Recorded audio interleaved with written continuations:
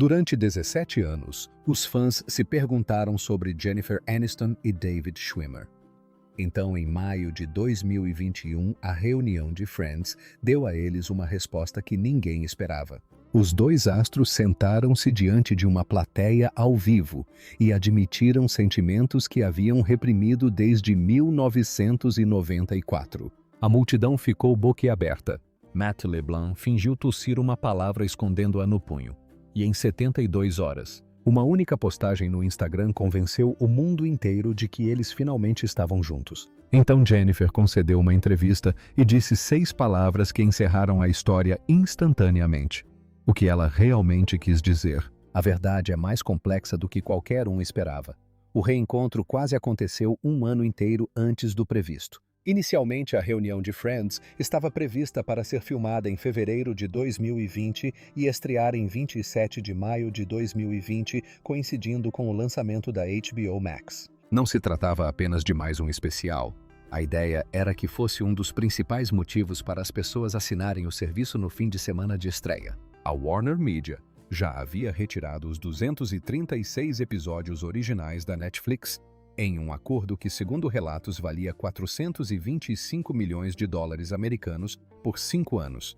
Portanto, a reunião deveria ser um evento memorável. Então veio a pandemia e tudo parou antes mesmo da produção começar. Por causa desse atraso, os 6 membros do elenco só se reuniram no set em abril de 2021. Isso foi quase exatamente 17 anos depois do final original. O último episódio foi ao ar na NBC em 6 de maio de 2004. Aquele episódio atraiu 52 milhões de telespectadores americanos e se tornou o 5º final de série mais assistido na história da televisão americana. Então, quando o elenco finalmente voltou ao Estúdio 24 nos estúdios da Warner Brothers em Burbank, aquilo teve um significado especial. Este era o mesmo estúdio onde a série havia sido filmada de 1994 a 2004. Até mesmo o cenário carregava consigo memórias. Cada uma das 6 estrelas teria recebido pelo menos 2 milhões de dólares americanos pelo especial, o que só reforçou a sensação de que não se tratava de uma nostalgia em pequena escala. Era um grande evento televisivo. O especial foi dirigido por Ben Winston, um produtor britânico conhecido pelo programa The Late Late Show com James Corden. Corden também foi convidado para apresentar o painel de discussão principal. O reencontro completo durou 1 hora e 43 minutos e contou com uma longa lista de rostos familiares e surpresas cuidadosamente escolhidas. Lady Gaga apresentou Smelly Cat com Lisa Kudrow, o BT. Esse marcou presença. Justin Bieber apareceu fantasiado de Batata Sputnik do episódio de Halloween da 3ª temporada. Reese Witherspoon, Tom Selleck, Larry Hankin e vários outros também marcaram presença, enquanto Brad Pitt, Julia Roberts, Ben Stiller, Sean Penn e Danny DeVito foram mencionados por meio de vídeos e lembranças. Mesmo assim, nem tudo entrou na versão final. Segmentos com o diretor James Burrows e o comediante Bob Newhart foram filmados e lançados posteriormente como cenas extras. Quando a reunião finalmente estreou mundialmente em 27 de maio de 2021, a repercussão foi enorme. Estima-se que a série tenha alcançado 29% dos lares americanos com acesso a serviços de streaming em seu primeiro dia. Mais da metade de seus espectadores eram mulheres. E mais da metade também estava na faixa etária de 35 a 54 anos, segundo a empresa de análise de dados Antena. O especial gerou mais novas assinaturas da HBO Max durante seu fim de semana de estreia do que qualquer outro lançamento da Warner Brothers nos cinemas em 2021 até então, incluindo Godzilla vs Kong, Mortal Kombat Tom e Jerry Judas e O Messias Negro e Liga da Justiça de Zack Snyder. Portanto, em todos os aspectos normais, a reunião já havia sido um sucesso. No entanto, não foi disso que as pessoas falaram nas semanas seguintes. Aproximadamente 80 minutos após o início do especial durante o painel com plateia ao vivo, James Corden fez a pergunta que mudou toda a conversa. Ele perguntou se algum membro do elenco já havia tido um romance fora das telas durante os 10 anos de exibição da série. Jennifer Aniston estava sentada entre David Schwimmer e Courtney Cox, e imediatamente passou a pergunta para Schwimmer. Esse pequeno gesto foi importante porque tornou o momento espontâneo. Schwimmer respondeu primeiro sem rodeios. Disse que na primeira temporada tinha uma queda enorme por Jen. Então Aniston interrompeu e disse que o sentimento era recíproco. Foi nesse momento que tudo mudou. A plateia prendeu a respiração imediatamente. Matt LeBlanc, que havia permanecido em silêncio durante a maior parte do painel, aproveitou o momento com timing perfeito. Ele pigarreou levando a mão ao punho e fingiu tossir a palavra. A sala explodiu. Aniston riu.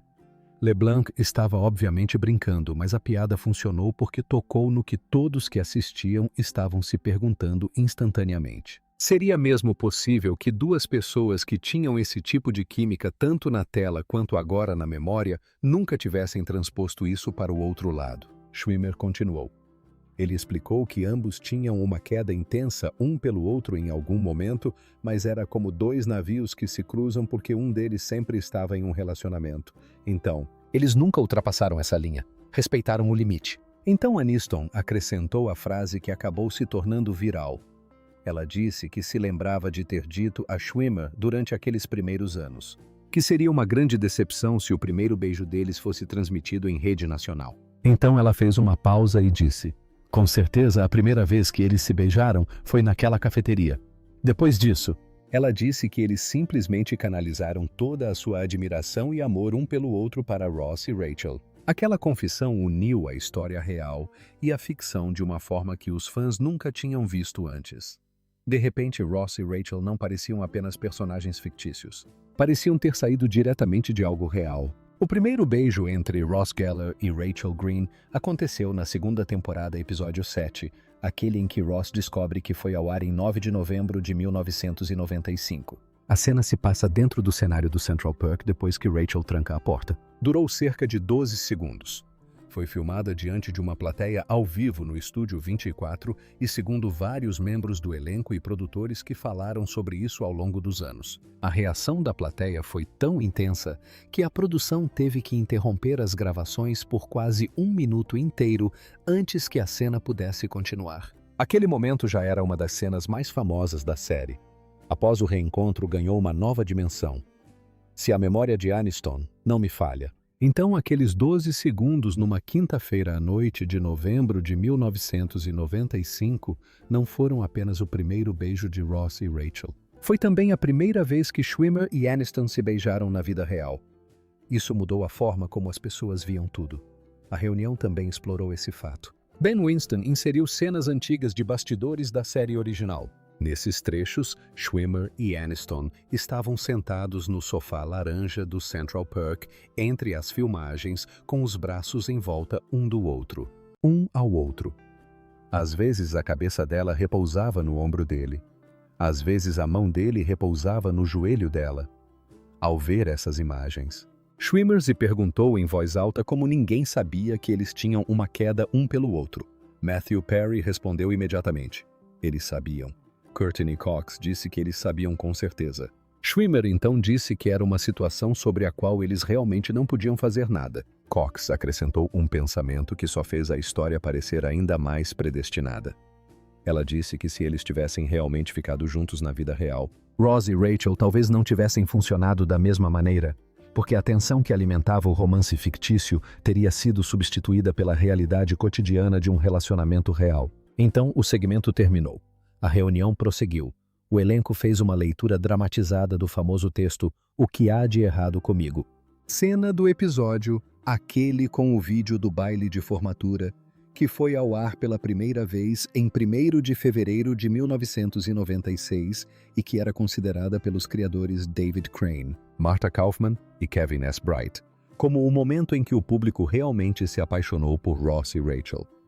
O especial continuou por mais 23 minutos. Lady Gaga apareceu. O BT. Esse surgiu por satélite. O elenco se abraçou no final. Os créditos começaram a rolar. A revelação da paixão durou talvez 3 minutos em um especial que durou mais de 1 hora e 40 minutos. Ainda era o único assunto de que as pessoas queriam falar. E o motivo pelo qual repercutiu tanto teve muito a ver com a fase da vida de Aniston e Schwimmer na primavera de 2021. Aniston, nascida em 11 de fevereiro de 1969 em Sherman Oaks, Califórnia, tinha 52 anos na época. Seu casamento com Brad Pitt havia terminado muito antes após os dois se casarem em 29 de julho de 2000 em uma cerimônia privada em Malibu, e se divorciarem em outubro de 2005. Essa separação se tornou um dos términos de relacionamento de celebridades mais comentados dos anos 2000, especialmente depois que Pitt começou um relacionamento com Angelina Jolie durante as filmagens de Senhor e Senhora Smith, que começaram em janeiro de 2004. Em entrevistas posteriores, incluindo uma matéria de capa da Vanity Fair em 2008, Aniston descreveu aquele filme como o principal motivo do fim de seu casamento. Anos depois, ela se casou com Justin Theroux em agosto de 2015, após um noivado de 4 anos, mas esse relacionamento também chegou ao fim. Eles anunciaram a separação em fevereiro de 2018, após menos de 3 anos de casamento. Portanto, quando o episódio de reencontro foi ao ar em maio de 2021, Aniston já estava solteira há mais de 3 anos. Schwimmer, nascido em 2 de novembro de 1966 em Flushing, Queens, tinha 54 anos. Ele se casou com a fotógrafa britânica Zoe Buckman em junho de 2010 em uma cerimônia privada em sua casa na Califórnia. A filha deles, Cleo, nasceu em 8 de maio de 2011. Em 2017, Schwimmer e Buckman anunciaram que estavam se separando por um tempo e o casamento terminou oficialmente naquele mesmo ano. Cleo dividia seu tempo entre os pais. Essa escolha de momento foi importante. Quando o reencontro foi gravado em abril de 2021, tanto Aniston quanto Schwimmer já estavam solteiros há anos. Aniston por 3, Schwimmer por 4. Ambos estavam numa idade e fase da vida em que histórias de celebridades sobre o retorno de antigos sentimentos tendem a viralizar instantaneamente. O público já conhecia a química entre eles nas telas. Agora o público estava ouvindo que essa química já havia sido real. O cenário era quase perfeito demais. 2 atores mundialmente famosos na casa dos 50 anos, ambos solteiros. Ambos retornando ao estúdio onde construíram um dos romances mais queridos da televisão e ambos admitindo que já haviam sido profundamente apaixonados um pelo outro. Uma vez que essas peças estavam no lugar, a máquina de rumores praticamente não precisava de mais ajuda. Mesmo assim, ela recebeu mais combustível. Cerca de 72 horas após a exibição do reencontro, por volta de 30 de maio de 2021, Schwimmer postou uma foto em preto e branco em sua conta do Instagram, @Schwimmer. A imagem veio dos bastidores da gravação da cena em que ele aparece sentado no sofá do Central Perk, com Aniston aconchegada em seu braço, ambos rindo com o rosto dele próximo aos cabelos dela. A legenda era mínima. Ele a marcou na publicação. Isso foi o suficiente. A postagem viralizou quase que imediatamente. Em 24 horas, ultrapassou 1 milhão de curtidas. As redes sociais se encheram da mesma frase repetidas vezes: "Ele é a lagosta dela". Essa frase veio da própria série Friends, especificamente do episódio 14 da 2ª temporada, aquele com o vídeo do baile que foi ao ar em 1º de fevereiro de 1996. Nesse episódio, Phoebe conta ao grupo que as lagostas se apaixonam e acasalam para a vida toda, e que é possível imaginar casais de lagostas idosas andando pelo aquário de mãos dadas. A biologia pode não ser verdadeira, e biólogos marinhos já apontaram isso diversas vezes desde então. Mas a metáfora nunca perdeu sua força. Na série, tornou-se uma forma abreviada de representar a ideia de que Ross e Rachel estavam destinados a ficar juntos não importando quanto tempo levasse. Então, quando Schwimmer postou aquela foto, ele não precisou mencionar lagostas. Os fãs fizeram o trabalho por ele. Eles conectaram a imagem à confissão na reunião e à antiga mitologia de Ross e Rachel em uma conclusão fácil. Talvez os sentimentos ainda estivessem lá. Talvez algo tivesse recomeçado. Olhando para trás, aquela postagem no Instagram parece o momento em que a história cruzou uma linha. Antes disso, era apenas entusiasmo dos fãs. Depois, virou assunto de tabloide. Então, veio o artigo que o colocou de vez no centro das notícias sobre celebridades. Em 10 de agosto de 2021, a edição britânica da revista Closer publicou uma matéria afirmando que Schwimmer e Aniston estavam passando um tempo juntos, que Schwimmer tinha voado de Nova York para Los Angeles para vê-la que eles estavam trocando mensagens de texto e que a filmagem do reencontro reacendeu os antigos sentimentos. A história veio de uma fonte anônima descrita apenas como alguém próximo à situação. Era só isso. Nenhuma foto dos dois juntos fora do material de reencontro. Nenhum avistamento confirmado. Nenhum local específico, nenhum restaurante, nenhum hotel, nenhuma prova concreta. Apenas uma fonte anônima e uma manchete sensacionalista. Não importava. Em cerca de 12 horas, a história já havia se espalhado por toda parte. People Us Weekly, The Daily Mail e Newspage 6, The New York Post, Entertainment Tonight e muitos outros veículos publicaram versões da mesma reportagem. A maioria deles, porém, não acrescentou muita informação nova. Eles estavam apenas repetindo a alegação porque, a essa altura, o boato era irresistível demais para ser ignorado. Durante a pandemia. A conta de fofocas. Deux Moi se tornou um importante centro de rumores sobre celebridades. E foi uma das primeiras vozes públicas a questionar a reportagem e classificá-la como falsa. Mas isso só aumentou o drama. Por cerca de um dia, a história permaneceu naquele estranho espaço onde os rumores sobre celebridades costumam existir hoje em dia. Estava em toda parte, mas ainda era frágil. Popular demais para ser descartada, frágil demais para ser confiável. Então, o representante de Schwimmer respondeu. O representante falou com a LUK e vários outros veículos de imprensa em até 48 horas após a publicação da matéria na Closer. A declaração foi direta, o boato era falso. Normalmente. Isso teria encerrado o assunto, mas a essa altura as pessoas já estavam muito envolvidas.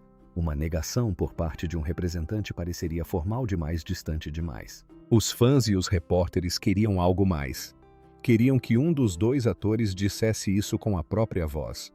E conseguiram em setembro. Por volta de 10 de setembro de 2021, Jennifer Aniston concedeu uma entrevista a Rachel Smith do programa Entertainment Tonight em uma suíte de hotel em Los Angeles, para promover a segunda temporada de The Morning Show. Reese Witherspoon estava ao seu lado. A maior parte da entrevista focou no drama da Apple TV+, que estava prestes a retornar em 17 de setembro de 2021 e que havia incorporado a pandemia de Covid-19 à sua história, em parte porque Aniston queria que estivesse lá como produtora executiva. Então, perto do fim da entrevista, Smith abordou a reunião e os rumores sobre Schwimmer. Aniston não hesitou. Ela riu e disse que tudo aquilo era bizarro. Depois disse que não conseguia acreditar. E então acrescentou a frase que encerrou toda a história de uma vez por todas. Sério, esse é meu irmão. Foi engraçado, mas também definitivo. O vídeo se espalhou em poucas horas. Sua linguagem corporal deixou claro que ela realmente achava o boato absurdo. Witherspoon ergueu levemente as sobrancelhas, mas permaneceu em silêncio. Aniston então suavizou o momento dizendo que entendia por que as pessoas queriam acreditar nisso. Isso só mostrou, disse ela, como as pessoas têm esperança de que fantasias e sonhos se tornem realidade. Esse foi o verdadeiro fim do boato. Sua equipe já havia negado a história do namoro. A equipe de Schwimmer também a havia negado, mas Aniston fez algo mais decisivo. Ela não se limitou a dizer que o boato era falso. Ela mudou completamente a perspectiva. Ela pegou um dos casais mais românticos da história das sitcoms e descreveu a relação fora das telas em termos fraternos. Isso fechou a porta de forma mais definitiva do que qualquer declaração de assessoria de imprensa jamais conseguiria, e de uma maneira mais discreta. Também mudou a forma como as pessoas viam a postagem de Schwimmer no Instagram. Aquela foto em preto e branco havia viralizado porque carregava uma possibilidade romântica. Deixou a internet especular. Deixou os fãs projetarem seus próprios sentimentos. Mas assim que Aniston disse, "Esse é meu irmão", o significado mudou. A mesma foto deixou de parecer uma confirmação sutil do retorno de um antigo amor. Passou a ser um momento afetuoso entre dois colegas e amigos de longa data que compartilharam grande parte de suas vidas. O que quase ninguém percebeu na entrevista de Jennifer Aniston ao ET em setembro de 2021 não foi apenas a frase em que ela chamou David Schwimmer de "meu irmão", foi o que veio logo em seguida. Ela disse que as pessoas estavam esperançosas. Ela disse que queriam que fantasias e sonhos se tornassem realidade. Essa pequena observação posterior foi mais importante do que a citação principal, porque explicou discretamente toda a situação de uma forma que a maioria dos veículos de comunicação não percebeu. Ela não estava apenas negando um boato, estava dizendo algo mais profundo. Ela reconhecia que o apego do público às suas histórias de amor na tela tinha muito pouco a ver com sua vida real e muito a ver com o que as pessoas queriam acreditar, de forma muito calma e elegante. Ela dizia que o desejo pertencia ao público, não a ela. E assim que deixou isso claro, ela mudou de assunto suavemente, voltando a falar sobre o programa matinal, como se quisesse lembrar a todos que já havia dito o suficiente. Esse comentário também não surgiu do nada. Isso se encaixava em um padrão que ela vinha seguindo há anos, repetidamente em entrevistas que remontam pelo menos a 2014. Aniston demonstrou certo desconforto com a maneira como as pessoas continuavam misturando Friends com sua vida real. Em uma matéria de capa da InStyle de 2018, ela afirmou claramente que sua biografia real não tinha nada a ver com Rachel Green. Em uma entrevista para Allure de 2022, ela admitiu que ser associada a Rachel havia sido frustrante em certos momentos de sua carreira. Então, em uma mesa redonda da Variety em 2023, ela disse que uma das partes mais estranhas da reunião de Friends foi ver as pessoas pegarem o carinho genuíno do elenco uns pelos outros e transformá-lo em outra coisa. Portanto, quando ela falou sobre Schwimmer em setembro de 2021, o comentário não foi nada aleatório. Isso coincidia com tudo o que ela vinha dizendo há quase uma década. O boato provavelmente teria se dissipado de qualquer maneira, mas se dissipou mais rápido porque ela interveio e lhe deu forma. Ela o definiu com suas próprias palavras antes que pudesse continuar crescendo por conta própria. E isso importa ainda mais quando se analisa outro comentário que ela fez na mesma época. Um comentário que recebeu muito menos atenção. Em uma entrevista de setembro de 2021 para o The Hollywood Reporter, Aniston disse que a reunião em si tinha sido muito mais difícil para o elenco do que eles esperavam. Mais tarde, em outras entrevistas, ela explicou o que queria dizer: voltar aos cenários reconstruídos, percorrer versões recriadas dos apartamentos e estar novamente em espaços tão intimamente ligados a outro período de suas vidas não era apenas nostálgico, era emocionalmente avassalador. Ela descreveu a situação como brutal, e a palavra se destacou por soar tão direta. Ela continuou voltando a essa ideia depois, inclusive em uma conversa com a revista The Wall Street Journal em março de 2022. O que tornou o reencontro tão difícil não foram apenas as lembranças, foi o tempo. 17 anos haviam se passado desde a última vez que os 6 trabalharam juntos como um grupo completo. Nesses anos, vidas inteiras se desenrolaram, casamentos começaram e terminaram, filhos nasceram, problemas de saúde aconteceram. Nada permaneceu estático, exceto os cenários antigos. E esse contraste tornou tudo ainda mais impactante. Matthew Perry tornou essa realidade impossível de ignorar.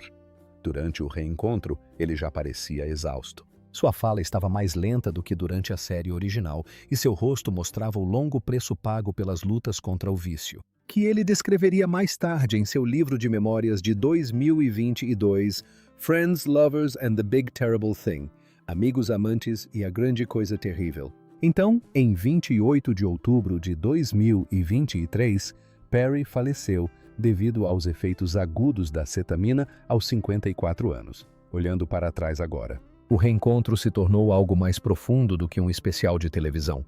Foi a última vez que todo o elenco esteve junto. Ninguém sabia disso enquanto acontecia. Mas depois vários deles, incluindo Aniston, falaram como se tivessem sentido uma sensação de finalidade mais profunda naquele momento. Isso muda a forma como a confissão sobre a paixão de Schwimmer deve ser entendida. Nunca foi apenas material para tabloides. Não foi uma jogada óbvia para gerar fofoca, segundo todos os relatos disponíveis de membros do elenco e produtores. Foi um momento espontâneo que surgiu durante um dia muito longo e emocionalmente desgastante. O que aconteceu depois foi outra história. A HBO. Max percebeu que aquele trecho tinha impacto. Então ele se tornou a parte repetida em todos os lugares. Apareceu em trailers, na cobertura da imprensa e em inúmeras manchetes. Isso foi marketing.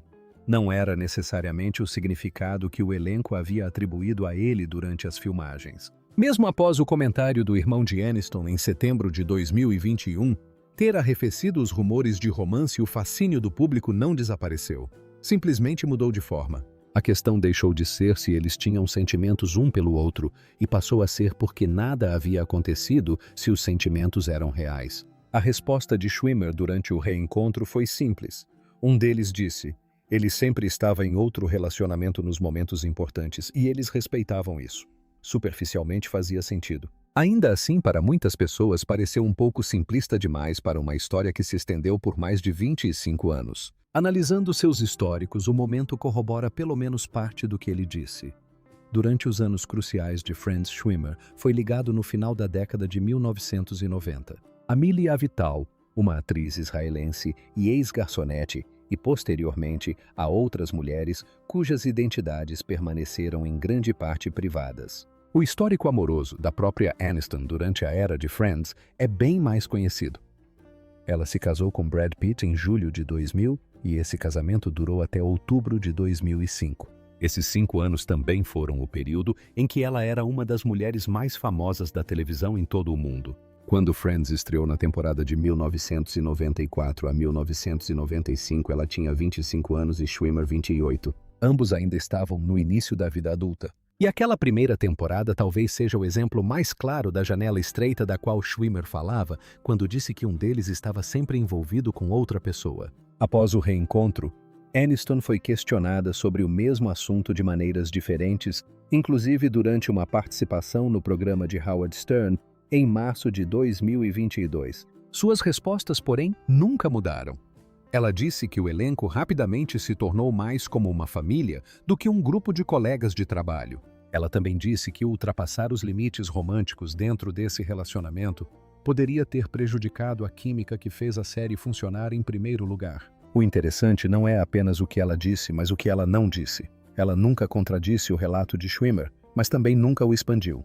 Ela manteve a explicação concisa. Não deu espaço para a fantasia voltar à tona. Desde setembro de 2021, segundo registros públicos. Os dois não foram vistos juntos em eventos sociais fora do ambiente profissional. Não há indícios de que uma amizade próxima fora das telas continue na vida privada. Ao mesmo tempo, também não há sinais de conflito entre eles. Eles compareceram a eventos da indústria. Seguem-se nas redes sociais. E nos anos que se seguiram à exibição do reencontro, parecem ter desenvolvido aquele tipo de cordialidade educada e um tanto distante que costuma existir entre pessoas que um dia compartilharam algo importante, mas que não vivem mais no mesmo círculo social. Essa dinâmica com um elenco mais amplo também importa, especialmente agora. Nos anos após a reunião, o grupo de 6 se tornou 5. A morte de Perry em outubro de 2023 destruiu a última ilusão de que esse elenco poderia de alguma forma permanecer intocado pelo tempo. O legista do condado de Los Angeles determinou que sua morte foi um acidente causado principalmente pelos efeitos agudos da cetamina. Posteriormente, 5 pessoas, incluindo o assistente de Perry, e 2 médicos foram acusadas de fornecer a droga a ele. A comoção pública foi imensa, mas de muitas maneiras também foi familiar. Refletia a mesma força emocional que Aniston havia mencionado em 2021. As pessoas permaneceram profundamente ligadas a esses 6 atores por décadas, porque em algum momento eles se tornaram parte da vida do público. A homenagem de Aniston a Perry, publicada no Instagram em 1º de novembro de 2023, mostrou esse vínculo de uma forma muito mais real do que qualquer rumor de romance jamais poderia. Sua mensagem foi a mais longa e pessoal entre os membros do elenco ainda vivos. Ela escreveu sobre memórias que só ela poderia conhecer sobre o humor de Perry e sobre a dor de perder alguém que conhecia há 29 anos. Ela nunca mencionou Schwimmer porque não havia motivo para isso, e esse era o objetivo. A homenagem serviu como um lembrete de que a verdadeira história desse elenco sempre foi maior do que os romances entre fãs, maior do que as teorias dos tabloides e maior do que a vontade de transformar todo relacionamento próximo em uma história de amor. A homenagem da própria Schwimmer, publicada na mesma época, foi mais curta e discreta. Ele compartilhou uma fotografia em preto e branco dos dois juntos. Até mesmo essa escolha pareceu coerente com a maneira como ele tem lidado com momentos relacionados ao elenco ao longo dos anos. Ele costuma se manter reservado, cauteloso e emocionalmente controlado em público. E de uma forma estranha, isso torna a antiga confissão da reunião ainda mais memorável, porque se destacou em meio àquela contenção.